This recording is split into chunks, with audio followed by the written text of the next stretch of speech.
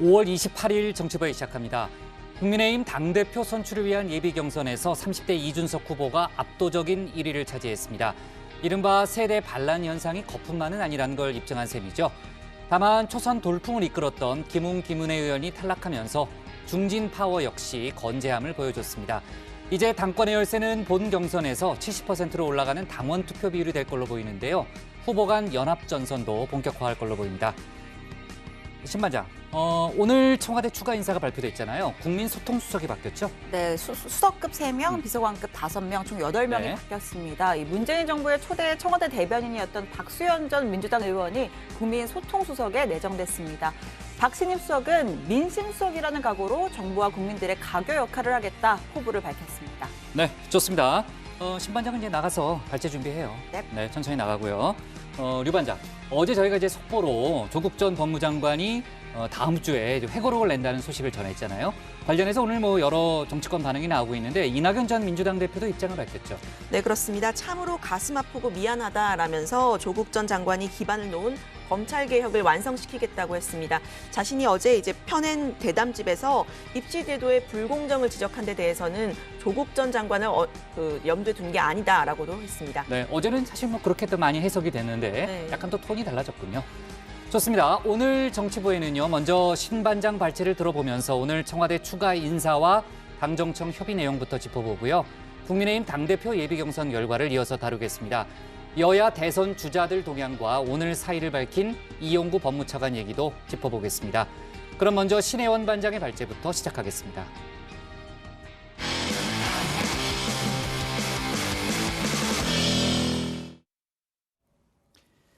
민주당과 정부 청와대가 고위 당정협의회를 열고 세종시 공무원 아파트 특별 공급 제도를 전면 폐지하기로 결정했습니다. 이전 대상이 아닌 관평원이 특혜를 노려 소위 유령 청사를 지었다는 논란이 불거진 지 열흘 만이죠. 민주당은 어제 부동산 세제 개편안을 비롯해서 부동산 정책 손질에도 집중하고 있는데 관련 소식을 신혜원 반장이 정리했습니다.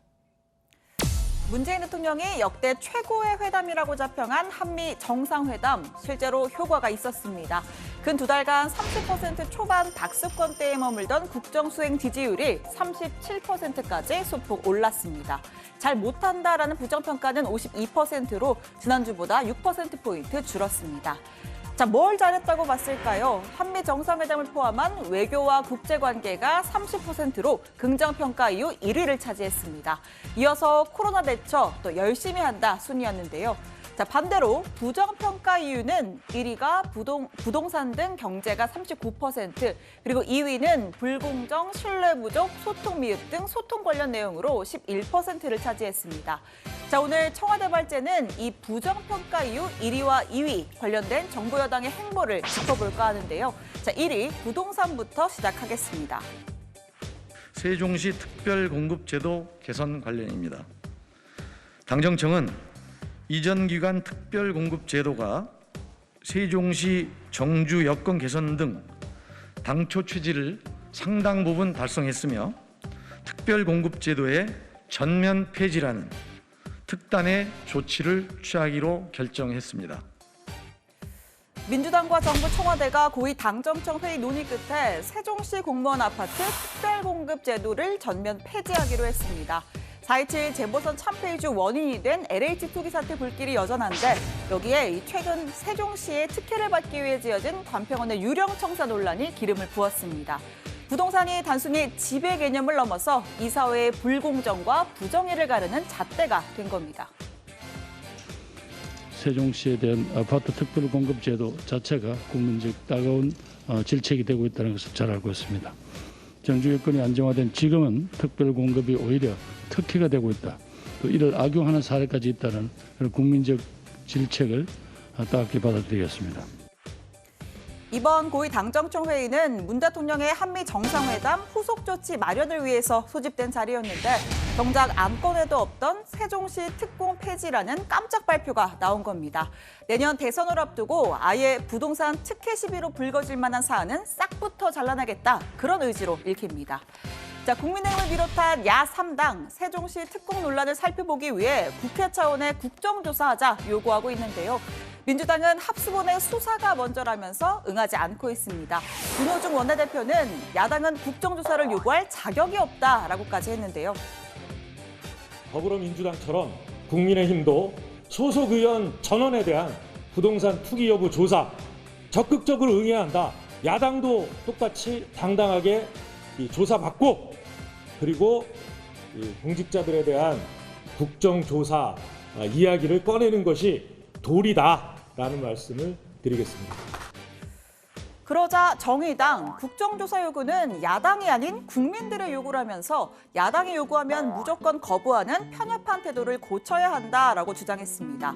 국민의힘은 조사 과정에서 불거질 민주당 책임론을 회피하기 위한 것 아니냐라고 의심하면서 정부 여당이야말로 정정당당하게 임하라라고 주장했는데요. 여당은 귀환론을 막고 삽니까? 집권 여당이 오만과 독선으로 비판을 받는 이유가 바로 여기 있다고 봅니다. 이번 특공 문제는 LH 사태로 허탈해하고 있는 국민들을 뺨 때리는 격이거든요. 대통령과 거대 여당은 윗선적인 내로남불, 이중 플레이로 국민들을 피곤하게 하지 말고 정정당당하게 국정조사에 임해야 할 것입니다. 불법과 탈법으로 얼룩진 특공 문제를 덮기 위해 공정을 버리고 은폐를 선택한 것은 아닌지 답해야 할 것입니다. 자, 이번엔 국정수행 부정평가 이유 2위, 정권을 가리지 않고 단골 소재로 등장하는 소통의 부재입니다. 집권 초 국민과의 대화를 비롯해서 다양한 방식으로 소통하던 문 대통령, 올해 신년 기자회견에선 이런 질문을 공개적으로 받았습니다. 최근 들어서 소통을 많이 하지 않으신다, 또 불통의 모습을 보인다, 이런 지적을 받고 계신데 어떻게 생각하시는지. 저는 어느 대통령보다 현장 방문을 많이 했고 서로 양방향의 대화를 주고받는 경우들이 많이 있었습니다. 여러 가지 방식으로 국민과의 소통을 위해서 노력을 해왔다고 생각합니다. 그러나 지금 최근 코로나 상황 때문에 국민들께서 소통이 부족했다고 느끼신다면 더욱 노력하겠다는 말씀을 드립니다. 4.27 재보궐선거를 거치면서는 세대 간의 소통 부재가 수면 위로 떠올랐습니다. 민주당이 실시한 대국민 이미지 조사에서 민주당은 상당히 충격적인 결과지를 받았죠. 자, 민주당 이미지가 이 라떼는 말이야 그 자체라는 겁니다. 당장 발등에 불은 실추된 민주당의 이미지입니다. 내로남불, 무능한 중년남. 어디서 많이 들었던 이야기다 싶었는데 이른바 86세대를 향했던 비판과 맥이 통합니다. 자산과 소득, 학력 등 모든 면에서 기득권이 된 86세대 정권은 적폐청산만 내세운 채 오만과 위선으로 일관했습니다. 자칫 이 꼰대당으로 전락할 수 있다면서 민심 투어까지 나선 민주당입니다. 오늘 청와대에서도 깜짝 인사가 있었는데요. 이 방점은 소통 강화에 찍혀 있습니다. 문재인 대통령은 국민 소통 수석으로 박수현 전 청와대 대변인을 내정했습니다. 남다른 친화력과 탁월한 소통 능력으로 언론으로부터 많은 신뢰를 받아왔습니다. 언론과 국민과의 긴밀한 교감을 통해 새로 오신 박수현 수석님 여러분 잘 아시는 바와 같이 아마 저보다 100배는 소통이 잘 될 겁니다. 본격적인 차기 대선 국면에 돌입하면 세간의 관심이 자연스레 청와대에서 여의도로 쏠릴 수밖에 없다는 걸 문 대통령은 누구보다 잘 알고 있습니다. 임기 마지막까지 청와대 국정과제를 적극적으로 홍보하고 소통하기 위해서 첫 번째 대변인을 맡았던 박수현 수석 다시 불러들였다라는 해석이 나오는데요. 박 수석은 민심수석이란 마음으로 청와대와 국민 간의 가교 역할을 하겠다, 각오를 밝혔습니다. 국민과 눈높이를 맞추기 위해서는 청와대가, 정부가 그리고 여당이 허리를 숙여서 국민의 심장에 귀를 정중하게 맞추는 일이어야 함을 잊지 않도록 하겠습니다. 뿐만 아니라 시민사회수석의 방정균 상지대 사회협력 부총장, 또 경제보좌관의 남영숙 주 노르웨이 대사를 각각 발탁했습니다. 장수석은 사학개혁운동에 앞장서온 사학분쟁조정위원회 위원이자 참여연대 실행위원이기도 하고요. 남보좌관은 미 스탠퍼드대에서 박사학위를 받은 경제학자 출신으로 2018년 주 노르웨이 대사로 임명됐고 현재 이화여대 국제학과 교수직도 유지하고 있습니다. 문 대통령은 마지막 임기를 함께할 5명의 비서관 인사도 함께 단행했습니다. 자, 오늘 청와대 발제 이렇게 정리합니다. 당정청 세종시 특공 전면 폐지, 청와대 소통에 방점 둔 인사 개편. 네, 저희가 이제 아침에 회의를 해서 취재할 업무를 좀 나누잖아요. 사실 이제 아침에 그 신반장한테는 고위당정청 오늘 협의해서 이제 한미 정상회담 후속 조치를 다룰 거니까 이제 그거를 신반장이 맡도록 하자 이렇게 정리가 됐는데 갑자기 이제 특공 얘기가 튀어나왔어요. 그러니까 아파트 특별 공급 얘기가 좀 튀어나왔고 그 폐지까지 이제 결론이 나왔는데 그만큼 요즘 당정청의 최대 관심사가 부동산이라는 점을 잘 보여주는 거죠.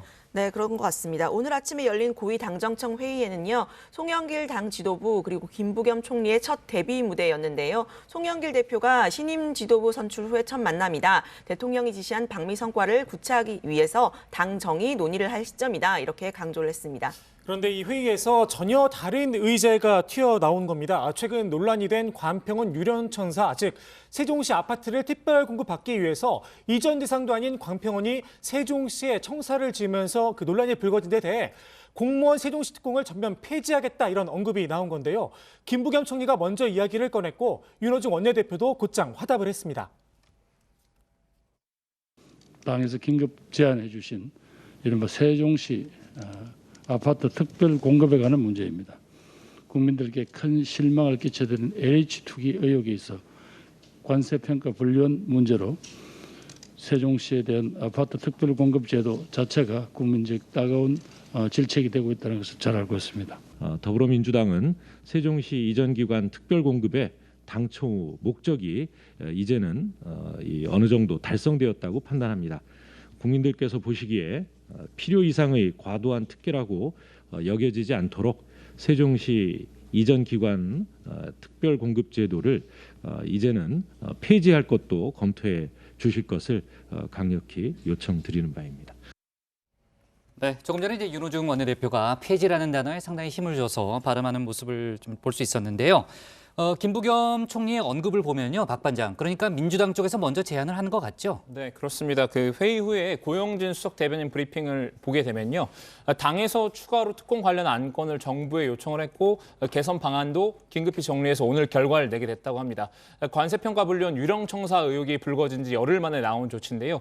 LH 사태 이후 계속되어 온 그 부동산발 악재에서 벗어나려는 노력이 이어진 모습입니다. 네, LH 사태로 이제 뭐 상당히 고전을 많이 했죠. 그래서 그런지 몰라도 상당히 초강수 대책이 나왔고, 사실 이제 얼마 전에 야권에서 국정조사를 제안했지만 민주당에서는 일단은 거부를 했죠.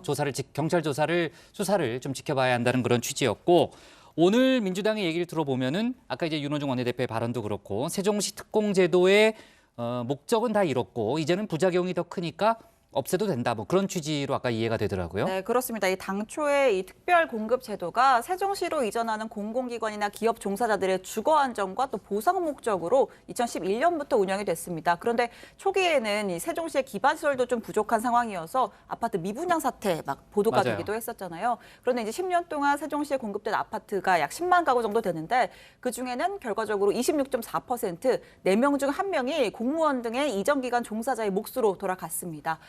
그런데 문제는 이 최근에 몇 년 사이 세종시 집값이 크게 오르면서 이 특공으로 공급된 아파트가 공무원들 주거 공간이 아니라 재산 증식의 수단으로 이용이 됐다는 겁니다. 네, 실제로 세종시는 지난해 집값 상승률 1위, 또 공시가격 상승률 1위를 기록했습니다. 문 대통령이 취임한 2017년 5월부터 약 4년간을 기준으로 해도요. 세종시 아파트 값의 상승률은 무려 47.5%로 전국에서 가장 큰 폭으로 올랐습니다.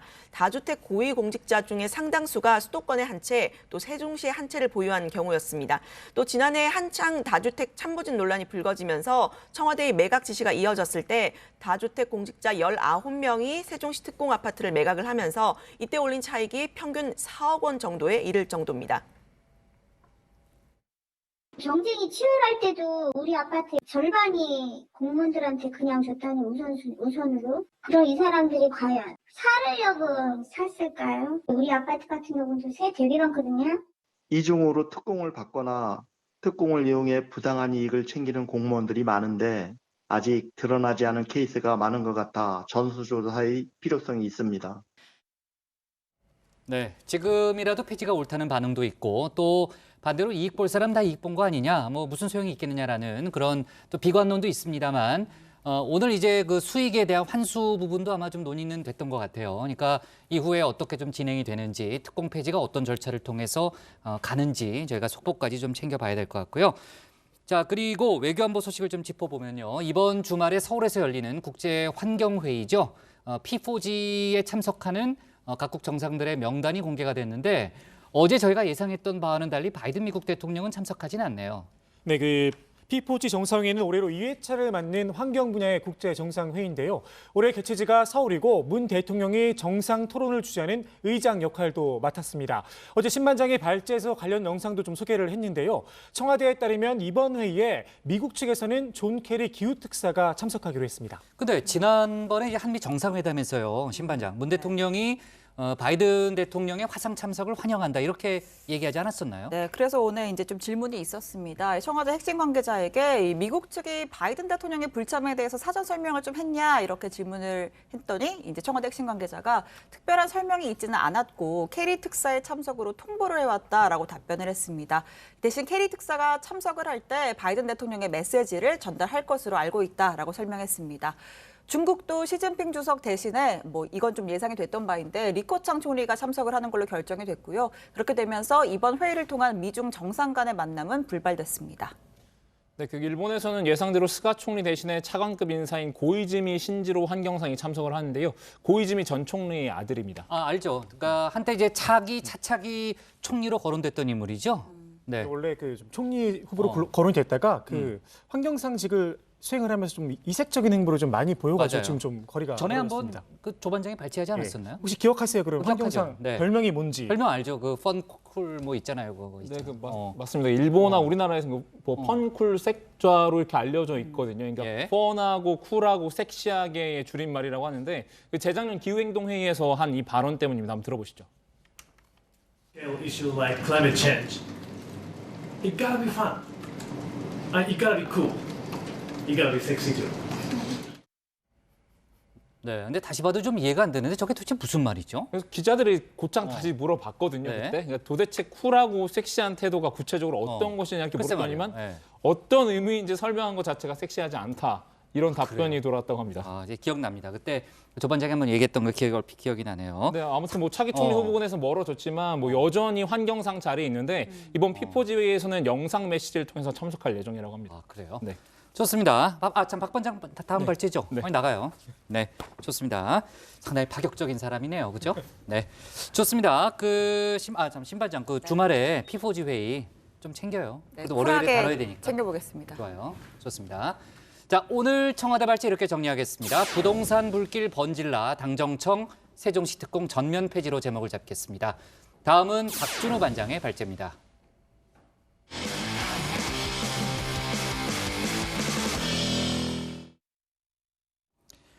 오늘 오전에 국민의힘 당대표 선출 예비경선 결과가 발표됐죠. 이준석 전 최고위원이 큰 격차로 1위를 차지하면서 돌풍을 이어갔는데요. 다만 초선인 김은혜 의원은 탈락했습니다. 자, 이렇게 돼서 신진 1명 그리고 중진 4명의 대결로 압축되면서 이준석 전 최고위원에 대한 중진들의 집중 견제도 더 거세질 전망인데요. 박준호 반장이 관련 소식을 정리해봤습니다. 그러니까 1등과 리더가 차이가 뭐예요? 1등은 그냥 정해진 기준 내에서 가장 좋은 수치적 성과를 낸 사람이고 리더는 내가 조그만 집단이라도 이끌었을 때 좋은 성과가 나는 게 리더거든요. 무엇을 어떻게 바꿀 것이냐. 그거에 대한 고민이 아마 여러분이 얼마나 가치 있는 사람이 되는지를 갈라놓을 겁니다. 네, 과거 국민의힘 이준석 전 최고위원이 설명한 1등과 리더의 차이입니다. 정해진 기준 내에서 가장 좋은 수치적 성과를 낸 사람이 1등이라고 정의했는데요. 그렇습니다. 이 전 최고위원 오늘 자신이 정의를 내린 대로 1등을 차지했습니다. 국민의힘 당대표 예비경선 출마 후보 8명 가운데 5명이 통과했죠. 이 전 최고가 1위로 통과한 건데요. 국민의힘 선거관리위원회는 후보별 득표율이랑 순위를 공개하진 않았지만 취재를 좀 해봤습니다. 이 전 최고는 종합 지지율 41%를 기록해 1위에 올랐고요. 2위는 29%를 얻은 나경원 전 의원, 그리고 3위는 15%의 주호영 의원 순이었습니다. 당원 조사에선 나 전 의원이 32%로 31%를 얻은 이 전 최고위원을 간발의 차이로 앞섰군요. 마찬가지로 주호영 의원이 20%로 뒤를 이었고요. 그럼에도 이 전 최고는 일반 국민 여론조사에서 그렇게 51%의 지지를 받으면서 압도적인 1위를 차지했습니다. 26%인 나경원 전 의원과 2배 가까이 차이가 나는 수치입니다.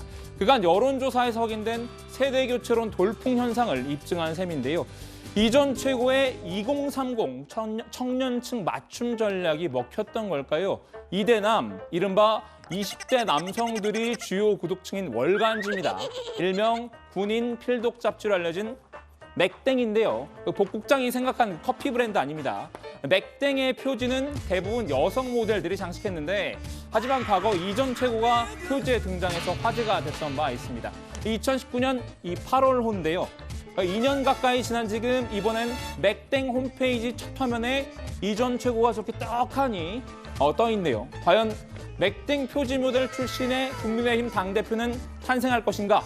이런 문구와 함께 말이죠. 작은 집단이라도 이끌었을 때 좋은 성과를 내는 게 리더라고 정의한 이 전 최고. 중진들의 틈바구니에서 이제 1등을 넘어 리더가 될 수 있을까요? 이 전 최고의 각오를 한번 들어봐야겠죠. 박 반장의 단박 인터뷰 시작합니다. 일단 예비 경선을 통과하셨는데 소감부터 좀 말씀 좀 부탁드리겠습니다. 저희 김웅 의원과 김은혜 의원 등과 함께 이 젊은 세대의 어쨌든 정치 참여를 좀 더 활성화시키기 위한 노력을 했는데요. 네. 안타깝게도 두 분이 같이 못 올라오셔가지고 제가 좀 외로워지긴 했습니다만은 네. 이 열망을 잘 담아가지고 본선에서도 좋은 성적 내겠습니다. 조합 1위로 이제 통과를 하셨잖아요. 예. 이렇게 돌풍을 일으킬 수 있었던 요인이 좀 뭐라고 생각을 하시나요? 전 기본적으로 우리 정치권에 대한 어떤 국민들의 변화의 열망이라든지 당원들의 어떤 대선 승리에 대한 열망이 그대로 투영된 결과다 이렇게 봅니다. 저는 그래서 이 당심과 민심의 거센 어떤 바람은 더 세게 불 것이라고 확신합니다. 본경선에서 1대4 구도로 이제 집중 견제를 당할 가능성이 있다 이런 분석도 나오는데 본경선에 임하는 전략 같은 게 있을까요? 토론을 나가면 3대1로 이렇게 토론을 붙은 적도 있고요. 네. 4대1도 당연히 겪어봤습니다. 제가 이제 호랑이한테 물려고 정신만 차리면 산다고 제 철학과 그 아이디어가 그중에서 으뜸이면은 항상 버텨낼 수 있는 것이기 때문에 더욱더 스스로를 갈고 닦아가지고 좋은 당 개혁 방안 그리고 비전 제시하도록 하겠습니다. 이제 2위가 나경원 전 의원이고 3위가 주호영 전 원내대표인데 이 두 분이 이제 단일화할 수도 있다라는 이런 분석도 있거든요. 만약 이럴 경우 어떻게 맞서실 건가요? 저는 단일화를 하신다면은 그게 상당히 정치공학적인 걸로 비춰질 거다 이렇게 보고요. 하지만 개의치 않습니다. 저는 어차피 단일화라는 것이 항상 1+1은 2라는 결과를 낳는 것도 아니기 때문에 저는 전혀 두려움 없이 제가 하고 싶은 이야기, 제가 또 국민들에게서 들은 이야기를 바탕으로 해가지고 제 비전과 철학을 보여주겠습니다. 이제 본선에 진출한 5명은 약 2주 동안 토론회 등을 통해서 치열한 경쟁을 벌일 텐데요. 제가 이 전 최고에게 질문했다시피 본경선은 신진 1명과 중진 4명의 대결 구도로 치러지게 됐습니다. 신진그룹에서는 이 전 최고를 제외하고는 초선인 김웅 의원과 김은혜 의원이 모두 고배를 맞섰기 때문입니다. 그간 제기됐던 신진그룹의 단일화는 자동적으로 이 전 최고로 이뤄진 건데요. 본경선에서 단일화를 통한 컨벤션 효과는 기대할 수 없게 됐지만요. 김웅, 김은혜 의원이 이 전 최고를 후방에서 지원할 것이라는 전망이 나옵니다. 이제 주목할 건 중진 후보들의 움직임입니다. 합종 연행을 도모할 수도 있기 때문인데 4명의 후보들이 모두 서울, TK, PK, 충남 등지에서 4선 이상을 지낸 중진들이죠. 모두가 각자 도생을 하게 되면 각 지역 당원들의 표심이 분산될 텐데 그럼 이 전 최고가 유리해진 셈입니다. 특히 각각 2위와 3위에 오른 나 전 의원과 주 의원이 단일화할 가능성이 점쳐지는데요. 오늘도 두 사람은 이 전 최고를 겨냥해서 개파 문제를 언급했습니다. 저는 사실 개파 없는 정치인이라고 다들 잘 알고 계실 겁니다. 개파 이야기가 나오게 된 것은 다른 것이 아니라 바로 대선 공정관리에 관한 그런 우려였습니다. 그런 면에서 이 개파 없는 정치인 제가 공정한 경선 관리 잘할 수 있다는 그런 장점을 말씀을 드립니다. 공정하다 안 하다보다는 공정하게 보이느냐 안 보이느냐도 중요합니다. 누가 됐을 때 공정성 시비가 일어날 수 있는 사람은 선택하지 않아야 되는 것이 아닙니다. 저는 우리 당이 늘 개파나 갈등 이런 걸로 많이 어려워졌는데 그 개파 논쟁의 가장 핵심에는 당을 운영하는 분들이 공정하지 않게 운영했기 때문에 그런 일들이 생겼다고 봅니다. 또 한 가지 변수는 역선택 방지 조항입니다. 역선택 방지 조항은 일반 시민 여론조사에 적용되는 룰인데요.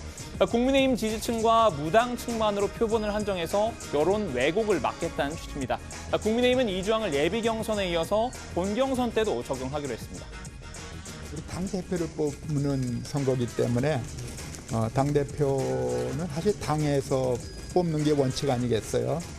당내 지도를 할 분들을 뽑는 거기 때문에 더더군다나 그런 원칙을 일관되게 하자라고 해서 매듭을 지었습니다. 예비 경선에선 당원과 일반 시민 여론조사를 5대5 비율로 합산했는데요. 본 경선에서는 7대3으로 당원의 비중이 늘어납니다. 여기에 일반 시민 여론조사에서도 역선택 방지 조항을 그대로 적용하면 국민의힘을 지지하는 시민을 중심으로 조사가 이루어지겠죠.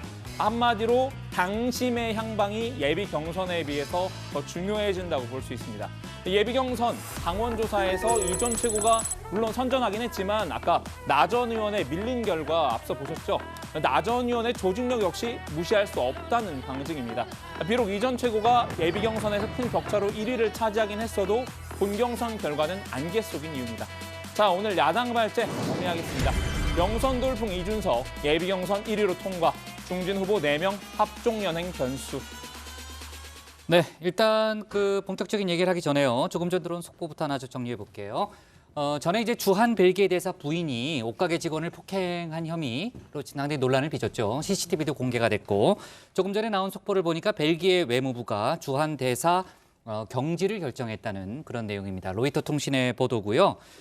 외무부가 아마 성명을 낸 모양입니다. 벨기에 외무부가 성명을 낸 것 같고 현재 상황은 대사가 역할을 평온하게 수행하도록 허락하지 않는다 이렇게 밝혔다고 합니다. 그리고 그 면책 특권 관련해서 전에 이제 뭐 보도가 조금 엇갈리긴 했는데 일단 벨기에 외무부에 따르면은 외교 면책 특권이 없어졌다 뭐 이런 내용이 아마 성명서에 있는 모양이에요. 자, 좋습니다. 그동안 이제 많은 논란이 있었던 사건이었고요. 관련 속보 좀 짚어봤습니다. 이준석 전 최고위원의 압도적 1위로 오늘 이제 예비경선 결과가 나왔고요. 그 단박 인터뷰에서 직접 그 소감을 들어봤잖아요. 그 단박 인터뷰 요즘 좀 미는 것 같아요. 아무래도 박 반장이 이제 그 코너 부자인 류 반장을 좀 의식하는 게 아닌가 하는 그런 생각도 좀 드는데. 전혀 의식하진 않지만요. 뭐라고요? 안 전혀 친하다고요? 의식하진 않지만요. 아, 의식하진 네. 않지만. 네. 자, 그 다른 후보들 얘기 좀 들어볼게요. 마침 또 오늘 서울시당이 후보들을 초청해서 간담회를 열었잖아요. 어떤 얘기들이 나왔어요? 네, 나경원 전 의원은요, 내년 대선을 치러야 하는 국민의힘 당대표는 통합의 리더십이 가장 중요하다. 이 통합의 리더십의 적임자는 나경원이다 강조했습니다. 정권 교체를 위한 리더십은 변화만으로는 안 된다고 했는데요. 이는 세대 교체론을 내세운 이준석 전 최고위원을 겨냥한 것으로 보입니다. 한번 들어보시죠. 무엇보다도 중요한 내년 정권 교체를 위한 리더십은 이 변화만으로는 안 된다. 그 무엇보다도 중요한 리더십은 전 통합의 리더십이라고 생각을 합니다. 후보 통합 반드시 하고 그리고 세대 통합 반드시 하고 지역 통합도 하고 또 우리 여러 가지 다양한 계층도 우리가 통합해서 가장 중요한 국민 통합 이루어서 반드시 이길 수 있다고 생각합니다. 저 나경원 이 통합의 선봉장이 되도록 하겠습니다. 네, 주호영 의원도요. 야권 통합과 후보 단일화, 또 공정한 경선 관리, 당 혁신, 대선 승리 이런 굵직한 과제들을 놓고 봤을 때 어느 후보가 적합한지 봐달라 이렇게 당부를 했습니다. 특히 승리의 경험과 경륜을 내세웠는데요. 이기는 선거를 해본 사람에게 맡기는 것이 좋지 실패하는 선거를 해본 사람에게 맡기는 것은 위험 부담이 있지 않느냐. 그다음에 변화의 바람이 있고 변화 수용해야 됩니다. 우리 변화 수용하지 못한 거 맞습니다. 그런데 그 변화가 기존의 조직이나 시스템에 상처를 주거나 위험한 변화는 큰 선거를 앞두고 조심할 필요가 있다. 위험한 변화라는 이제 그런 표현도 등장했습니다만 2, 3위를 차지한 이제 나경원, 주호영 후보는 통합과 경륜이라는 그런 키워드를 또 내걸고 있네요. 그리고 이제 홍문표 의원도 중진이잖아요. 나경원 전 의원과 그럼에도 불구하고 이제 나경원, 주호영 후보에 대해서도 상당히 이제 날선 그런 반응을 보이고 있는데 오늘 그 전반적인 그 발언을 들어보니까요. 완주 의지가 확고해 보이던데요. 네, 그렇습니다. 홍 의원은 큰 틀에서 주 후보의 말씀에 동의한다라면서도 나경원 후보나 주호영 후보는 냉정히 보면 실패한 장수가 아닌가. 실패한 장수를 전쟁에 또 내보내면 그 전쟁을 포기한 것과 마찬가지라고 꼬집었습니다. 두 사람을 상당히 센 어조로 비판했는데요. 한번 들어보시죠. 주호영 후보나 나경원 후보 오늘 두 분 참석했습니다마는 그분들은 쉬어야 돼요. 무슨 염치로 또 나옵니까? 이 전당대회가 자기들 사유물입니까? 1년 당대표 하다가 원내대표 하다가 또 뭡니까? 권한대행 하다가 또 당대표 나오고 나 의원 같은 경우도 이게 선거 때만 되면은 뭐 탤런트 선거입니까 지금? 한 번 실패한 장수를 또 쓰면 그 전쟁은 무조건 지는 거죠. 그래서 이제는 개판이 이런 게 안 나오고 정책으로 승부를 하잔 말이에요. 정말 표현이 세긴 세네요. 네, 뭐 염치라는 단어도 있고 또 나경원 전 의원에 대해서는 뭐 탤런트 선거냐 이런 표현도 등장을 했습니다. 그런데 그 박 반장, 저 초청 간담회에요. 이준석 전 최고위원하고 또 조경태 의원의 모습은 안 보이던데 무슨 이유가 있어요? 제가 또 복국장의 숨겨진 복심 아닙니까? 또 마음을 딱 읽고 제가 취재를 했거든요. 그 혼자 인정하면 되는 거예요, 이게? 사이 복심 이른바. 그래요? 네. 알았어요. 네, 아무튼 설명드리겠습니다. 박성중 서울시당 위원장한테 직접 물어봤는데 2주 전부터 출마 의사를 밝힌 후보들 모두에게 그 본경선 진출이 확정이 되면 꼭 간담회에 참석해달라 이렇게 당부를 했었다고 합니다. 근데 이 전 최고는 오늘 대구, 경북 일정이 사전에 잡혀 있어서 참석이 좀 어렵다라고 미리 이미 양해를 구했었다고 하고요. 조경태 의원은 오늘 오전에 급하게 부산 일정이 있어서 부득이하게 참여를 못했다고 합니다. 네. 자, 그러면 그 조경태 의원의 경우에는 오늘 소감을 못 들어봤잖아요. 혹시 뭐 SNS라든지 다른 채널을 통해서 입장을 밝힌 건 없어요, 신 반장? 오늘 그 오후에 후보들 5명 모두 이제 국민의힘 경북도당에서 열린 핵심 당직자 간담회에 참석을 했는데요. 조 의원이 여기서 한마디를 했습니다. 본인이 당대표가 되면 TK 신공항을 반드시 건립하고 전직 대통령 박근혜 씨의 사면을 위해서 최대한 노력하겠다 재차 강조를 했는데요. 이 박근혜 씨의 사면은 조 의원이 예비 경선 전부터 계속 주장해왔던 사안입니다. 또 조 의원은 문 대통령을 겨냥해서 무능한 대통령은 더 이상 없어야 한다. 능력 있는 후보를 만들어 대권에서 승리하겠다라고 이야기했습니다. 초선 돌풍의 뭐 주역으로 꼽혔고요. 본경선에도 이제 통과 가능성이 있다. 뭐 이런 지적도 좀 많이 나왔었는데 김은혜 의원 같은 경우에는 아마 컷오프에 아쉬움이 좀 많을 것 같고요. 그 최근 여론조사 결과에서도 둘 다 이제 5위 안에 들었거든요. 그래서 이제 컷오프를 통과할 수 있을 것 같다라는 기대감도 있었는데 혹시 뭐 입장을 내놓은 거 있어요?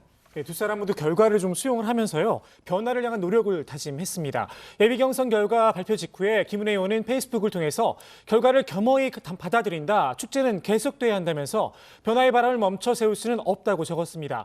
또 늦은 출발에도 불구하고 많은 성원과 지지를 아끼지 않아주신 국민 여러분과 당원 동지들께 진심으로 감사드린다면서 김은혜는 비록 여기서 발걸음을 멈추지만 전당대회는 아직 끝나지 않았다. 국민 여러분과 당원 동지들께서 우리의 축제를 지켜달라 이렇게 전했습니다.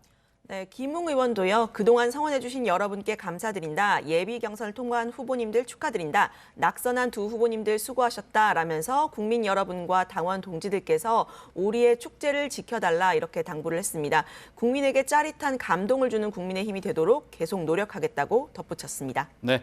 자, 그러니까 이제 이준석 전 최고위원은 영선이니까 이제 초선 의원들은 다 떨어진 거잖아요. 원래 이제 초선 진영에서 상당한 기대감이 좀 있었잖아요.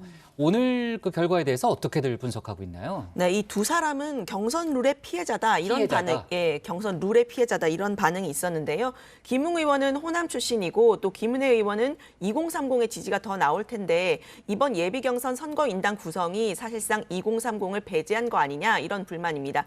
2030을 따로 여론조사를 하고 또 지역 최소 할당제 비율을 정했으면 둘 다 이제 올라갔을 것이다 이런 아쉬움을 표하는 사람들이 있었다고 합니다. 이런 반응은 앞서서 이제 긴급 의총을 제기를 했던 유경준 의원과 문제 제기가 같은데 유 의원은 지난 27일에 당원 투표에서 연령 구분을 3단계, 그러니까 50대 미만하고 50대, 60대 이렇게 세 단계로 구분해서 2030 청년층을 연령 구분 카테고리에서 빼버린 건 정말 문제가 있다라고 생각한다. 이렇게 지적을 했었죠. 그리고 당원 여론조사 조사 대상 인원이 1,000명 중 호남 지역에 배정된 인원은 딱 2%에 불과하다면서 호남 배제 문제도 제기했었는데 다만 윤재욱 중앙당 선관위 부위원장이 본 경선은 당원과 일반 여론조사로 하기 때문에 지역별 편차는 거의 영향을 미치지 못한다. 이렇게 설명했습니다. 네. 자, 박 반장이 어제도 설명했지만 지금 이제 예비 경선 과정에서 후보들 간에 오가는 말들이 상당히 거칠어졌잖아요. 이제 본 게임이 시작됐으니까 만만치 않을 것 같습니다. 그렇죠? 박 반장이 잘 좀 챙겨주고요. 오늘 야당 발제 이렇게 정리하겠습니다. 이준석 1위로 예비 경선 통과, 중진 4명 합종 연행 변수로 제목을 잡습니다. 다음은 유정아 반장의 발제를 들어보겠습니다.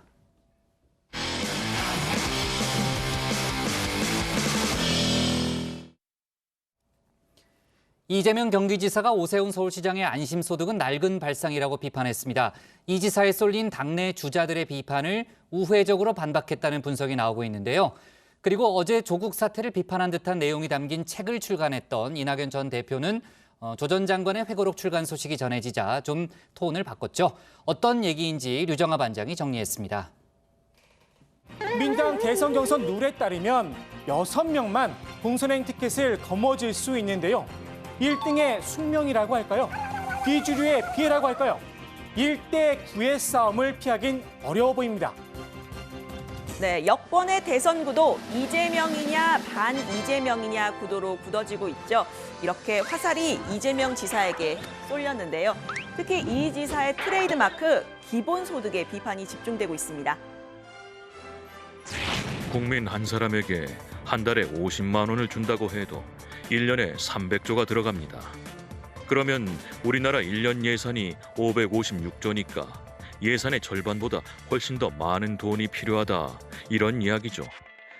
그 돈은 세금을 지금보다 거의 2배로 내야 한다는 이야기가 되니까요. 대단히 어려운 일이고요. 국민들께서 이런 거 하자고 적극 지지하면 네. 긍정적으로 검토할 수 있죠. 알겠습니다. 그렇지만 지금 상황은 그런 상황이 아니에요. 이런 얘기 할 때가 아니다 그 말씀. 왜 쓸데없는 데다가 우리가 이 전력을 낭비합니까? 네, 이재명 지사 여권 주자 지지율 1위의 폭넓은 모습을 보여주기 위한 걸까요? 이 본인이 받은 화살, 당내 주자들에게 돌려주는 대신에 당 바깥으로 날렸습니다. 오세훈 서울시장인데요. 오 시장의 주요 공약이었던 안심소득을 비판한 겁니다. 안심소득이 훨씬 더 우리 우파의 가치에 맞습니다. 왜냐하면 중위소득 이하의 하우상박으로 가난할수록 밑으로 내려갈수록 많이 드리는 거기 때문에. 네, 이 안심소득, 연소득이 중위소득 이하인 가구에게 현금을 직접 지원하는 제도인데요. 이 지사는 무상급식 대 차별급식 프레임을 다시 꺼내들었습니다. 그러면서 비판을 했는데요. 주는 사람과 받는 사람이 나뉘는 공정하지 못한 제도라는 겁니다. 고소득자는 제외하고 세금 안 내는 저소득자만 소득 지원을 하여 중산층과 부자를 세입을 넘어 세출 혜택까지 이중 차별하고 국민을 세금만 내는 희생 집단과 수혜만 받는 집단으로 나눠 갈등 대립시키고 낙인을 찍는 낡은 발상입니다. 네, 그러면서 이 지사 재원을 부담해야 할 중산층과 부자는 죄인이 아니다라고도 했는데요. 안심소득을 비판하는 것 같지만 사실은 본인의 브랜드 기본소득을 홍보한 걸로 보입니다. 또 다른 주자죠. 이낙연 전 대표는 어제 출판 기념회를 열었습니다. 이 전 대표는 4월 재보선 패배 이후에 이렇게 떨어졌던 지지율을 점차 회복을 하면서 다시 두 자릿수가 됐는데요. 본격적인 행보에 나서면서 오름세를 보이고 있는 듯합니다. 2030 표심을 겨냥한 것 같은데요. 책 이낙연의 약속에는 조국 전 장관 사태를 의식한 듯한 내용이 담겼습니다. 이 전 대표는 책에서 논문의 제1저자 등재나 특정 계층의 학생들만이 부모 찬스를 이용해 인턴을 하는 이런 조건은 공평한 제도가 아니다. 실제 이런 곳에서 인턴을 하기란 대부분의 학생들에게는 접근이 거의 불가능할 정도로 어렵다. 이렇게 지적을 했는데요. 네, 그런 해석이 맞느냐라는 질문에는 이렇게 부인하지는 않았습니다. 조국 사태를 조금 염두에 둔 발언이었느냐 이런 해석들이 나오는데 최근 몇 년 사이에 그 문제가 많이 제기됐죠. 그래서 학교 바깥에 계시는 분들도 문제의식을 갖게 됐지 않습니까? 그런 불쾌로 보일 만한 일들은 골라낼 필요가 있지요. 청년들께 더 이상의 상처를 드리지 않기 위해서라도. 네, 그런데 하필 같은 날 성찰과 자숙의 시간을 갖던 조 전 장관이 책을 출간했다는 소식을 알렸습니다. 제목은 조국의 시간인데요. 이유 불문하고 국론 분열을 초래한 점에 대해 다시 한번 사과드립니다. 저의 시선에서 제가 겪고 있는 아픔의 역사를 기록해야겠다고 생각했습니다. 가족의 피에 펜을 찍어 써내려가는 심정이었습니다. 네, 이낙연 전 대표 기자간담회를 마치고 이 조국 전 장관의 책 출간 소식을 접했다면서 참으로 가슴 아프고 미안하다라고 썼습니다. 그리고 오늘 하루 만에 톤이 좀 달라졌는데요. 본인의 책 내용, 조국 사태를 우회적으로 비판한 게 아니라고 한 겁니다. 당 밖으로 화살을 돌리면서 이명박 정부를 소환했는데요. 이 제도를 문제 삼은 거라고 한 겁니다. 이명박 정부 시대에 그 제도를 도입해서 그 제도 자체가 불평등한 제도였다. 이것이죠. 조국 장관이 등장하기 훨씬 전 이명박 정부 시대에 도입된 제도의 잘못을 지적하는 것이고. 네, 이 비슷한 얘기를 한 사람이 또 있었습니다. 바로 이 사람인데요. 저희 아이가 고등학교 재학 시절에 당시 이명박 정부 시절입니다. 그 점에서 제가 또는 저희 아이가 혜택받은 것입니다. 저는 그 점에 대해서는 저를 비난해 주십시오. 그 제도를 바꾸지 못했다. 왜 어른으로서 그런 제도를 방치했냐. 비난을 받아야 됩니다. 네, 이낙연 전 대표, 민주당의 핵심 지지층의 지지를 등에 업고 있는 조 전 장관과 이른바 코드 맞추기를 한 것 같은데요. 조국 사태의 비판적인 2030의 마음도 얻어야 하죠. 고민이 커 보입니다. 대선 주자들이 앞다투어서 책을 내고 있는데요. 본인들의 정치 철학과 인생 역정이 담긴 책들입니다. 아직 잠행 중인 윤석열 전 총장의 경우에는 이렇게 주변 사람들이 앞다투어서 책을 냈는데 여기에 조 전 장관도 가세한 모양새입니다.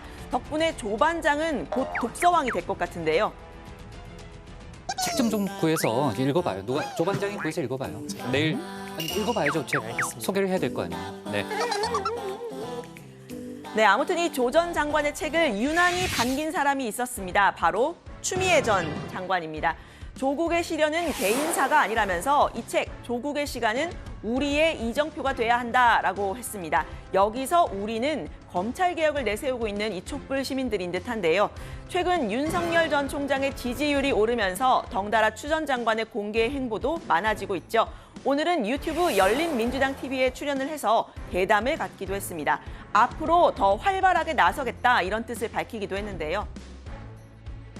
선거 딱 지고 나니까 평가를 조국 탓이다, 추미애 탓이다 뭐 이렇게 이상한 방향으로 끌고 가길래 요 며칠 전까지 심하게 그 우울증 비슷하게 좀 알았어요. 좀. 그 촛불의 추억이라는 게 4년이잖아요. 4년 지나서 우리가 이렇게 주저앉으면 안 되지라는 생각도 들고 그걸 어떻게 재점화를 해야 되지 않을까. 네, 어쨌든 이 책 조국의 시간은 어제 오후 4시부터 예약 판매가 시작이 되는데요. 이 출판사는 조국 친필 사인본 이벤트는 눈 깜짝할 사이에 전량이 소진됐다라고 했습니다. 이미 일부 인터넷 서점에서는 이미 베스트셀러에 오르기도 했는데요. 반면 국민의힘은 개판 중에 또다시 국민 기만극을 펼치려 하고 있다라면서 몰 염치와 국민 기만이라고 비판을 했습니다. 진중권 전 교수도 가지가지한다 이런 멘트를 남겼는데요. 조 전 장관은 책을 내면서 국론 분열을 초래한 데 대한 사과를 하겠다라고 했는데 이번 출간을 통해서 또다시 국론의 분열이 되는 것 같은 모습입니다. 오늘 발제 이렇게 정리합니다. 이재명, 오세훈 안심소득 비판하며 기본소득 옹호. 조국 책 출간에 하루 만에 말 바꾼 이낙연. 어제 민주당이 이제 부동산 정책을 발표했죠. 그러니까 정책 의총을 열어서 일단 합의된 내용부터 발표를 했습니다. 어제 오늘 상황을 보면요. 후폭풍이 좀 있는 분위기인데 실제로 어제 의총에서도요. 상당히 격론이 벌어졌다는 거죠. 네, 어제 민주당이 내놓은 안은 이 재산세 일부 감면과 임대주택 사업자 혜택 축소입니다. 어제 청와대 발제에서도 좀 다뤘었는데 종부세나 양도세는 이견이 있어서 논의를 다음으로 미룬 상황입니다. 일단 어제 의원총회에서 총대를 맨 사람은 청와대 근무 경험이 있는 의원들이었다고 합니다. 정무기획비서관 출신이죠. 진성준 의원 세제 완화 조치에 반대한다면서 기존 정책 기조에 혼선이 있을 수 있고 당의 가치도 흔들린다라고 주장했다고 합니다. 또 대변인을 지낸 고민정 의원도 집값 안정이 목표인데 세금 완화로는 안 된다라고 주장했습니다. 네, 반면 고가 아파트가 있는 지역구 의원들은 세제 완화를 주장했다고 하는데요. 성남 분당을이 지역구인 김병욱 의원은 부동산 특이안처럼 재산세 감면 기준을 6억에서 9억으로 할 게 아니라 6억에서 12억으로 올려야 한다고 했습니다.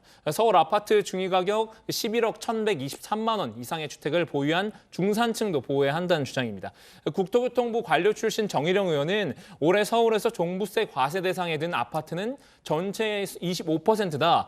종부세 수정을 못하면 내년 대선이 어려워질 수 있다. 이런 주장을 펼쳤다고 합니다. 네, 의견차가 많이 있었던 걸로 보이고요. 특히 이제 종부세 관련해서는요. 부동산 특위 위원장을 맡고 있는 김진표 위원장이 특위의 안을 자세히 설명했다는 거죠. 네, 김진표 위원장이 오늘 라디오 여러 군데 좀 출연을 했는데요. 부동산 정책에 대해 설명을 했는데 누더기가 된 세제를 간소화하는 데 초점을 좀 뒀습니다. 종부세에 대해서는 이런 제안을 내놨습니다. 종합부동산세는 그 제도 취지에 맞게 부동산의 종류를 가리지 말고 공시지가로 다 합한 다음에 그것을 최고 많이 가지고 있는 사람부터 상위 2% 정도를 수련해서 그 금액을 잘라서 공시해서 그 부분만 과세하자는 것이죠. 2% 초과하는 사람만. 네, 그러니까 상위 2%에 대해서만 종부세를 부과하자는 건데요. 그러면 부동산 가격 등락에 따라 관련 기준을 바꿀 필요가 없다는 겁니다. 김 위원장은 제도의 취지에도 맞고 공평하다 이렇게 설명을 했습니다. 상위 2%면 2020년 기준으로 약 11억 5천만 원 정도가 됩니다.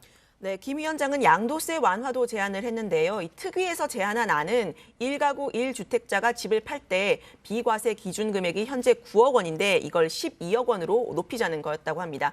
김 위원장은 4년 전에는 25평짜리 강남 아파트 한 채를 팔면 세금을 2천만 원만 내면 됐는데 지금은 2억을 내야 한다라면서 조세를 현실화해야 한다라고 했습니다. 그 방법으로는요, 장기 보유 공제 제도를 활용하자고 했는데요. 10년 이상 보유하고 거주를 하면 양도세 80%를 공제를 받을 수 있는데 이 차익이 커지면 공제액을 줄이는 방식으로 이 안을 제안을 했다는 겁니다. 다만 이 안은 세제안의 큰 틀을 바꾸는 것이어서 검토가 좀 더 필요하다고 했습니다. 네, 김진표 부동산 특위 위원장이 상당히 이제 전반적으로는 좀 적극적인 그런 이제 개선안을 내고 있는 상황이고요. 논의를 6월 이후로 미룬다는 거죠. 6월 이후로. 네. 그러니까 이제 부동산 세제 관련해서는 앞으로 더 변화가 있을 것 같고 국민의힘은 부동산 대책, 민주당의 부동산 대책에 대해서 비판적인 입장이죠. 네, 그렇습니다. 한마디로 실패작이라는 건데 한번 들어보시죠. 어제 민주당이 발표한 주택시장 안정을 위한 개선안은 분노한 부동산 민심을 전혀 고려하지 않은 실패작입니다. 그저 여론에 등 떠밀려 마지못해 내놓은 수박 겉핥기 수준도 안 되는 대책들을 보니 국민들의 고통을 진정으로 이해하고 또 경감시키려는 의지가 있는지 묻고 싶습니다. 네, 이종배 정책위의장은 세부담 완화 핵심 요소인 종부세, 양도세 등에 대해서 공청회 핑계로 무책임하게 회피했다면서 우리 당이 강력히 주장하는 실소유자 취득세 면제와 취득세 감면 기준 상향, 그리고 양도세 중과 규정 한시 이후에 DSR 규제 완화는 언급조차 안 했다라고 비판을 했습니다. 또 공시가격 인상을 고려하면 실제 세부담을 체감하기 힘들 것이라면서 눈 가리고 아웅한 격이라고 했습니다. 네, 여권 대선 주자들 소식을 좀 짚어볼게요. 이재명 대 반이재명 구도가 갈수록 뚜렷해지고 있다 이런 지적이 나오는데 어제 이제 이광재 의원이 출마 선언하는 자리에도 다른 대선 주자들이 많이 참석을 했죠. 네, 그렇습니다. 일단 정세균 전 총리인데요. 전 전 총리는 최근에 장유유서라는 사자성어를 써서 논란이 좀 있었는데 이 자리에서도 사자성어를 썼습니다. 들어보시죠. 이광재 의원님과 저는 붕우 유신입니다. 벌써 4반세기가 된 것 같습니다. 노무현 부총재 시절부터죠. 좋은 친구이자 동지입니다. 과거에도 그랬고 지금도 그렇고 앞으로도 그럴 것입니다. 국장님, 이 붕우 유신이 무슨 뜻인지는 아시죠? 며칠 전에도 계속 물어요. 당연히 알죠. 친구 사이에 믿음이 있어야 한다는 거잖아요. 혹시 3강인지 5륜인지는 아시나요? 5륜이에요. 네. 그러니까 알았어요. 예. 이현과 정 전 총리가 오랜 친구 사이고 믿음이 있는 사이다 이런 뜻인데요. 사실 두 사람은 대선에서 경쟁 관계인데 다른 사람의 추정식에 참여한 이유가 있겠죠. 대선 본경선에서 결선 투표를 염두에 뒀다는 분석입니다. 군소 주자들을 내 편으로 만들어서 표신을 잡자는 이런 뜻으로 좀 읽힙니다. 네, 제가 아까 갑자기 헷갈렸거든요. 갑자기 훅 들어와가지고. 네, 오랜 맞아요. 네. 자, 그리고요. 지금 이 의원 출마 선언에 또 다른 사람도 왔었어요. 이낙연 전 대표도 참석을 했는데요. 이 전 대표 역시 이 의원을 칭찬하면서 한껏 추켜 세웠습니다. 때로는 정책을 바꾸거나 현안에 영향을 미치는 정치인은 덜어 있지만 시대를 바꾸는 정치인은 매우 드뭅니다. 오늘 이광재 의원 의미 있는 도전 선언하셨습니다. 이광재 의원의 도전이 아름다운 결과를 얻기를 마음으로 기원합니다. 그리고 오후에 나온 속보죠. 정부가 가상자산 관련 과세를 예정대로 하겠다는 입장을 밝혔죠. 네, 국무총리실에서 가상자산 거래 관리 방안을 발표를 했습니다. 예정대로 내년 소득분부터 적용이 되고요. 이 소득은 기타 소득으로 분류가 돼서 20%의 세율로 분리과세를 하게 됩니다. 내년 5월 종합소득세 신고 때 첫 납부를 하게 될 것으로 보이고요. 정부는 양도 차익에 대한 과세는 해외 비상장 주식 등의 과세 체계와 유사한 수준이라고 설명했습니다. 네, 정부는 이 가상자산 관련 소관부처도 결정을 했습니다. 이 가상자산 화폐로 보느냐 아니냐에 따라서 이 부처가 갈릴 전망이었는데 일단 가상자산 사업자 관리 감독과 제도 개선은 금융위가 주관을 하기로 했습니다. 블록체인 기술 발전과 산업 육성은 과기정통부가 주관을 하게 되고요. 또 기재부와 금융위, 과기정통부와 국조실이 참여하는 지원반을 운영해서 이 부처 간에 쟁점이 생길 경우에는 조율을 해나가기로 했습니다. 9월 25일부터는 가상자산 사업자 신고가 의무화되잖아요. 그 전까지는 가상자산 사업자의 신고 등록을 위해서 신고 요건 및 보안사항 컨설팅을 제공하기로 했습니다. 또 가상자산 관련 이 불법 다단계나 유사 수신, 해킹 등의 불법 행위를 집중 단속하는 범부처 불법행위 특별 단속도 9월까지 연장하기로 했습니다. 네. 좋습니다. 오후에 나왔던 속보를 정리해봤고요. 오늘 발제 이렇게 정리하겠습니다. 이재명, 오세훈 암신소득 비판하며 기본소득 옹호, 조국책 출간에 하루 만에 말 바꾼 이낙연으로 제목을 잡겠습니다. 다음은 조익신 반장의 발제를 들어보겠습니다.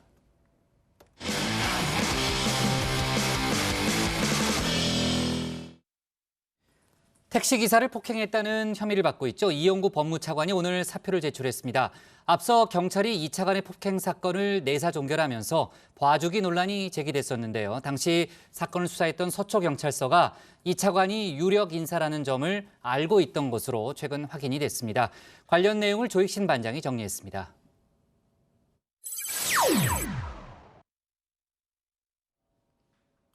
술에 취해 택시 안에서 운전기사를 폭행한 혐의를 받고 있죠. 이영구 법무부 차관이 오늘 사의를 표명했습니다. 차관에 임명된 지 6개월 만인데요. 법무, 검찰 모두 새로운 혁신과 도약이 절실한 때이고 이를 위해 새로운 일꾼이 필요하다고 생각했다. 이런 소회를 밝혔습니다. 새로운 혁신에 본인이 걸림돌이라고 생각한 듯합니다. 경찰이 내사 종결했던 이 차관의 폭행 사건. 새로운 사실이 드러났죠.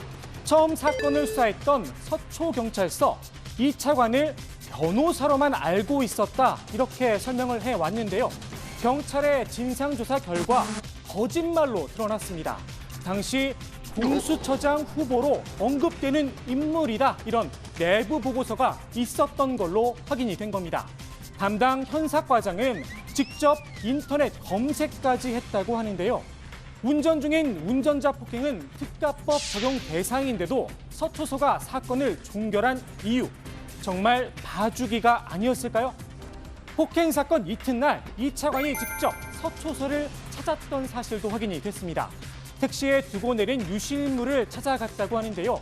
일단 경찰은 이 차관이 누군가와 접촉했다는 보고는 없었다 이렇게 밝혔습니다. 우연찮게도 서초소에서 나온 직후 택시기사에게 연락을 취했습니다. 그리고 다음 날 합의금을 주고 블랙박스 영상을 삭제했습니다. 경찰은 이 차관도 조만간 소환해 조사할 방침이라고 하는데요. 이 차관이 취임하면서 했던 이 말이 새삼 떠오릅니다. 공정하고 투명하고 중립적으로 업무를 처리하도록 하겠습니다. 모든 것은 적법 절차와 법 원칙에 따라 직무를 수행하도록 하겠습니다. 이 차관이 사퇴를 했지만 법무와 검찰의 새로운 혁신은 쉽지 않아 보입니다. 박범계 법무부 장관이 야심차게 추진 중이죠. 검찰 조직 개편안, 박범계표 검수완박으로도 불리는데요. 형사부가 장관이나 총장의 승인 없이 6대 범죄 수사를 하지 못하도록 한 게 핵심입니다. 그런데 뜻하지 않은 장애물을 만났습니다. 이성윤 지검장이 수장이죠. 서울중앙지검이 반기를 들고 나선 겁니다. 부서별로 조직 개편안에 대한 의견을 취합해 대검에 전달을 했다고 하는데요. 부패 사건을 인지해도 수사를 할 수 없어 국가 전체의 범죄 대응 역량이 크게 저하될 거다. 형사부의 직권수사를 막아 권력과 부패 수사를 통제하려고 해선 안 된다. 우려가 담겼다고 합니다. 여기에 위법 논란도 제기가 됐습니다. 이번 조직 개편안은 법무부 장관이 특정 수사에 직접 개입하지 못하도록 한 검찰청법, 그리고 검사의 수사 의무를 규정한 형사소송법에 반한다는 겁니다. 법률에 위반되는지 여부에 대해서는 제가 정확히 알지 못합니다. 보고를 받지 않았으니까요. 그러나 의원님 말씀처럼 위반된 부분이 있다면 당연히 시정되어야죠. 그 부분을 검토하겠다는 겁니다. 위법성? 네, 글쎄요. 어떤 취지신지는 잘 모르겠습니다. 한번 아마 그 총장 승인 혹은 총장 요청에 의한 장관 승인 이런 건가 보죠. 논의를 더 해봐야 되겠습니다. 조직 개편과 맞물려 검찰 인사에도 속도를 내고 있죠. 박 장관은 인사 적체를 언급하며 대규모 물갈이를 예고했는데요. 방향은 이미 정해진 듯합니다. 현재 고등검찰청을 이끄는 검사장들은 윤석열 전 총장과 같은 기수인 23기와 한 기수 아래인 24기가 차지하고 있습니다. 추미애 전 장관과 윤 전 총장의 갈등 국면 당시 윤 총장의 직무배제 반대 성명을 내며 날을 세운 인물들이 많이 포함돼 있습니다. 인사 해소를 이유로 이들을 지방으로 보낼 가능성을 담은 겁니다. 일부에선 이번 인사로 정권 관련 수사가 흐지부지 될 수 있다, 이런 이야기가 나옵니다. 수사팀이 대거 교체되는 게 아니냐는 겁니다. 조남관 검찰총장 대행이 신임 총장에게 결정을 맡기겠다며 주요 인사들에 대한 기소도 밀어놨다는 소식이 들려왔습니다. 지난 인사 때 밝혔던 박 장관의 이 발언, 아직도 유효한지 궁금합니다. 이성윤 지검장 유임하셨는데 특별히 이유가 있으실까요? 현안 수사하는 분들은 계속 수사해야 된다고 생각했습니다. 법무와 검찰의 새로운 혁신, 국민들의 지지와 동의를 얻어낼 수 있을지 지켜볼 일입니다.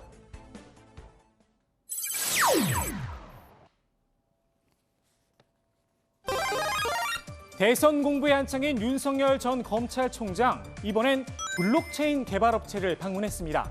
2030 청년 스타트업 대표들을 만나서 2시간 동안 특유의 문답을 나눴다고 하는데요. 이런 이야기도 꺼냈다고 합니다. 공무원 사회에서도 디지털 전환을 외치기만 할 게 아니라 직접 배워야 하는 게 아닌가. 공무원 연수 과정에 코딩 교육을 포함하면 어떻겠습니까? 정책을 만들 때 데이터에 기반한 사전조사와 사후 설득이 중요하다는 게 윤 전 총장의 평소 지론이라고 하는데요. 데이터를 정책에 활용하는 것까진 좋은데 굳이 공무원들이 다 배울 필요가 있나 싶기도 합니다. 데이터 전문가에게 문의를 해봤더니 엑셀만 잘하면 된다, 이런 답이 돌아왔습니다. 코딩은 전문가들에게 맡기는 게 더 효율적이란 겁니다. 사실 공무원 코딩 교육보다 윤 전 총장의 속성 가해가 도대체 언제쯤 끝날지가 더 관심이긴 합니다. 윤 전 총장의 등판을 기다리며 민주당도 열공 모드에 돌입했습니다. 송영길 대표가 윤석열 파일을 차곡차곡 쌓고 있다며 자료를 체크 중이라고 밝혔죠. 국민의힘이 발끈하고 나서면서 정치권 공방으로까지 번졌습니다. 이 집권당 대표가 이게 대놓고 이게 공작 정치를 하겠다고 선언하는 것처럼 더 들려가지고, 정말 이 4.7 재보선에서 죽비를 맞았다고 했지만 참 오만이 하늘을 찌르는 것 같다는 느낌, 그걸 받았습니다. 이제 국정원이라든가 경찰, 검찰 뭐 이런 데서 시켜가지고 조사해가지고 낭만시키겠다는 거잖아요. 정보기관을 이용하고 권력을 이용해왔던 그런 나쁜 역사의 종지부를 찍기 위해서 야당의 반대를 무릅쓰고 저희들이 작년 연말에 국정원법하고 경찰청법을 통과를 시켰습니다. 이 공작정치와 정보기관을 통한 이런 뒷조사, 이것의 대명사, 이것의 대표 선수, 그것은 국민의힘이었습니다. 송 대표가 말한 윤석열 파일은 크게 세 가지라는 보도도 나왔는데요. 윤 전 총장 본인과 부인 그리고 장모 관련 내용이라고 합니다. 그런데 정작 윤 전 총장 측은 크게 신경 쓰지 않는 분위기입니다. 이미 검찰총장 인사청문회를 비롯해서 정치권과 언론의 수많은 검증을 거쳤다는 점을 강조했는데요. 기존에 알려진 내용을 재탕, 삼탕하려는 의도밖에 안 된다는 겁니다. 윤 전 총장 본인도 약점 잡힐 일이 있으면 시작도 안 했을 거다 이런 입장을 밝혔다고 합니다. 민주당이 차곡차곡 쌓고 있다는 윤석열 파일, 새로운 의혹이 담겨 있을지 아니면 재탕, 삼탕일지는 파일을 열어봐야 알 수 있겠죠. 오늘 국회 발제 이렇게 정리합니다. 택시기사 폭행 이용구 결국 사의, 윤석열 이번엔 블록체인 업체 방문. 이르면 다음 주에 검사장급 이상 검찰 인사가 있을 걸로 일단 예상이 되고 있는데 오늘 조금 전에 나왔던 속보죠. 조상철 서울고검장이 사의를 표명했다는 거죠? 네, 조 고검장이 출입기자단에게 떠날 때가 됐다, 사의를 표명한다라는 짧은 입장문을 전달했다고 입장문을 합니다. 전달했군요. 네, 어제 네. 박범계 법무부 장관이 인사 적체를 거론하면서 사실상 고검장들의 거취를 압박했었는데요. 현재 고위 간부 가운데 처음으로 사표를 제출한 겁니다. 네.